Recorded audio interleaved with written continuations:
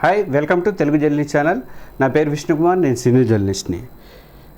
రేవంత్కి ఇప్పుడు బీహార్కి సంబంధించినటువంటి ఒక ఇష్యూ పెద్ద తలనొప్పిగా మారింది. అప్పుడెప్పుడో బీహార్ అధికారుల మీద తెలంగాణ సీఎం రేవంత్ రెడ్డి చేసినటువంటి కామెంట్స్ ఇప్పుడు ఆ రాష్ట్ర రాజకీయాల్లో కాంగ్రెస్ని ఇరుకుని పెట్టేలాగా ఉన్నాయన్నమాట.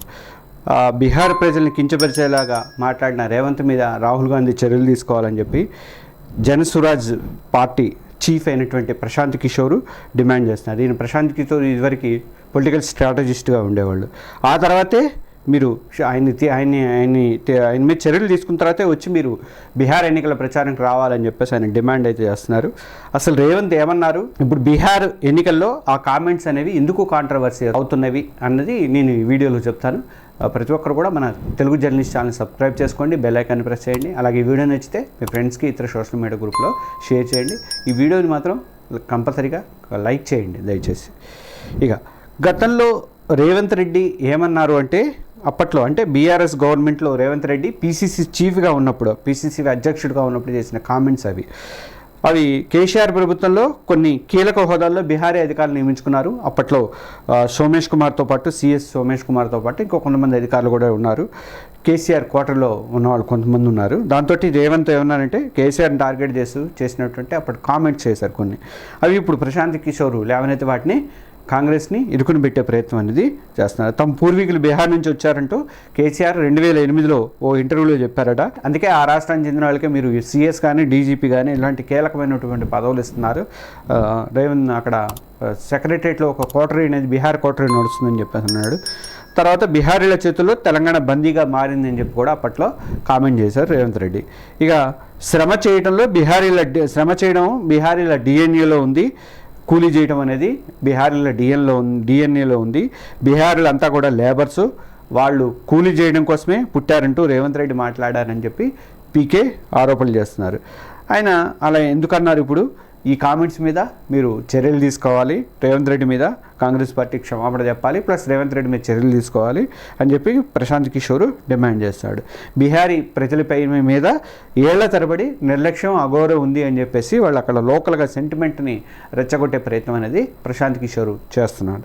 అంతేకాకుండా 1989లో అంతకుముందు కూడా ఒకటి చదివారైన 1989లో అప్పటి ప్రధానమంత్రి రాజీవ్ గాంధీ 50,000 కోట్ల రూపాయలతో బీహార్ని అభివృద్ధి కేంద్రంగా మారుస్తామని చెప్పాడు. కానీ ఆ డబ్బు ఎడిపోయింది, అభివృద్ధి ఎక్కడ జరిగిందని చెప్పి అది కూడా ఆయన క్వశ్చన్ చేస్తున్నారు. ఆ తర్వాత కూడా కాంగ్రెస్ చాలా జనాల అధికారం ఉంది, మీరు ఎప్పుడు కూడా బీహార్ని పట్టించుకోలేదు, ఏం చేశారు అసలు చెప్పండి. మరి సిక్కులకు జరిగినటువంటి అన్యాయానికి కాంగ్రెస్ పార్టీ క్షమాపణ చెప్తానంటుంది.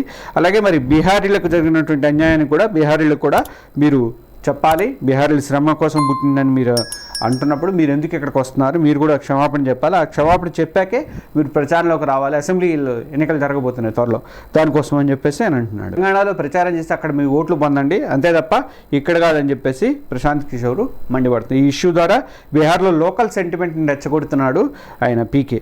అదే స్థాయిలో కాంగ్రెస్కి నెగిటివ్ క్యాంపెయిన్ కూడా స్టార్ట్ చేసినట్టుగా అర్థమవుతుంది మనకి. గతంలో దేశంలోని వివిధ రాజకీయ పార్టీలకు, బీజేపీతో సహా అన్ని రాజకీయ దాదాపు చాలా రాజకీయ పార్టీలకైనా ప్రశాంత్ కిషోర్ పొలిటికల్ స్ట్రాటజిస్ట్గా ఉన్నాడు.